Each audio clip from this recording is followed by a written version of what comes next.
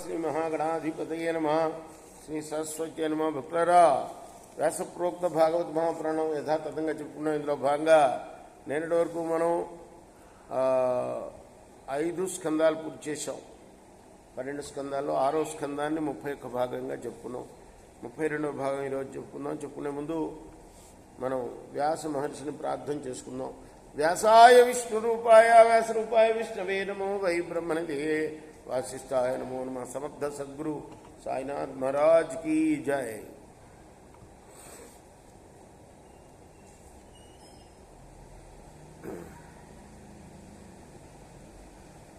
ఎవరొచ్చారు? ప్రాచీన బర్హిషుల గురించి చెప్పుకుంటున్నాం మనం కదా. వాళ్ళు సముద్రంలోకి వెళ్ళి తపస్సు చేశారు. ఎన్ని సంవత్సరాలు అయిందో తెలియదు, కానీ వాళ్ళు లోపలికి వెళ్ళిన తర్వాత భూమి అంతా కూడాను ఎక్కడ చూసినా చెట్లే, సందు లేకుండా. అప్పుడు వాళ్ళు తపస్సు విరమించి బయటికి వస్తే చూసి సహించలేక తమ కోపాగ్ని జ్వాలలను మహావాయువుగా సృష్టించారు. దాంతో అన్ని తగలబడిపోతున్నాయి. చంద్రుడు చూశాడు, ఇది వచ్చాడు, అన్నాడు, మీరు ప్రజలను వర్ధిల్ల చేయగోరిన వారని మిమ్మల్ని ప్రజాపతులుగా భగవంతుడు వాకృచ్చాడు.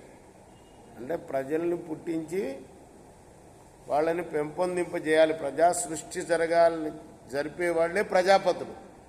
మీరు ప్రజాపతులు కదా, అటువంటి మీరే ఈ విధంగా చెట్లకు ద్రోహం చేస్తే ఎట్లా? చెట్లు కూడా ప్రాణం ఉన్నవే, అవి కూడా కదా. ఓ ప్రచేతసులారా, ఆది కాలంలో సృష్టికి ప్రారంభంలో ప్రజాపతులకు అధిపతి అయిన నారాయణుడు వనస్పతుల్ని ఓషధాలని సృష్టించాడు కదా. ప్రజా సృష్టి చేస్తే వాళ్ళు తినడానికి కావాలిగా. వృక్షాలు లేకుండా తినడానికి ఏముంటుంది? కంప్యూటర్లు తినలేంగా కదా. ముందు భూమి మీద వృక్షాలు ఉండాలిగా, పంటలు పండాలి, తినాలి మనం, అవునా కదా. మరి పంట మొక్కల్ని ప్రాణులకు బలమునిచ్చే ఆహారంగా, ఇష్టమైన రుచుల కోసం, శరీరానికి శక్తి ఇవ్వడం కోసం అనేక రకాలైన వృక్షాలను ఆయన ఏర్పాటు చేశాడు నారాయణుడు.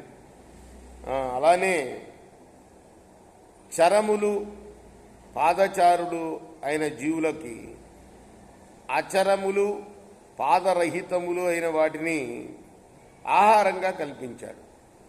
చరములైన పక్షాదులకు అచరములైన పండ్లు మొదలగునవి, కాళ్ళతో నడిచే పశువు మొదలైన వాడికి కాళ్ళు లేని మొక్కలు, ఇవి ఆహారం అవుతున్నాయి.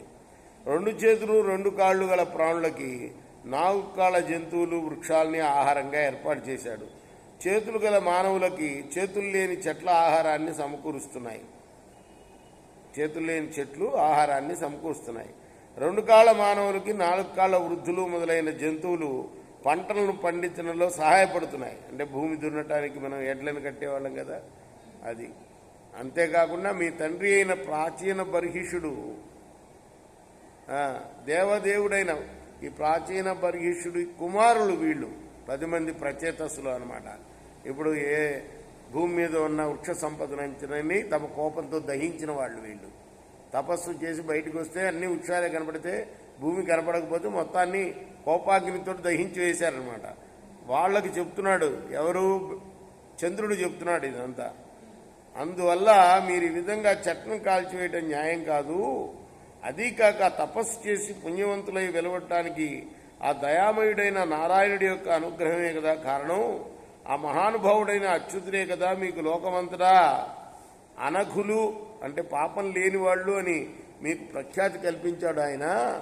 నిజానికి దేవదేవుడైన బ్రహ్మదేవుడు ప్రజా సృష్టి కోసమే పాపరహితులైన మిమ్మల్ని సృష్టించారు. అటువంటి మీరు వృక్షాలను దహించాలనే ఇటువంటి క్రూరమైన కోరిక మీకు ఎందుకు పుట్టింది అన్నారు. రేపు మనం 33వ భాగం చెప్పుకుందాం. కృష్ణార్పణమస్తు. సాయి కృష్ణార్పణమస్తు.